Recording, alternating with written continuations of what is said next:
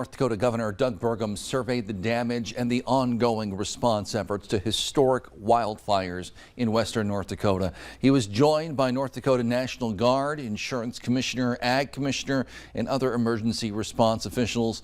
They got an aerial tour of the wildfires in Williams and McKenzie counties. Right now, they say 6 major fires are burning. Burgum says more than 40 new fires sparked over the weekend.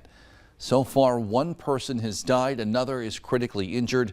The governor is praising firefighters for their extraordinary efforts. All in all, given the scale and the scope of this thing, the gratitude is there's just been a remarkable effort in terms of saving lives and saving livelihoods. I mean, the amount of property that's been saved is just incredible. And this goes to really to all of you that are in the room, are the stars in this whole story. The issue over the weekend, it was dry and windy. State radio had a near record day Saturday, taking about double their number of normal emergency calls.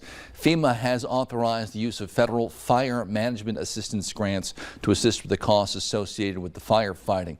Here's the latest from an ND response. They say the Elkhorn fire near Grassy Butte is more than 28,000 acres and is about 20% contained. The Bear Den fire near Mandaree, nearly 12,000 acres, 0% contained. Fires near Ray in Williams County, about 90% contained. Fires near Arnegard, Garrison, and Charleston, all 100% contained. Firefighters are continuing to monitor those areas, though, for hot spots.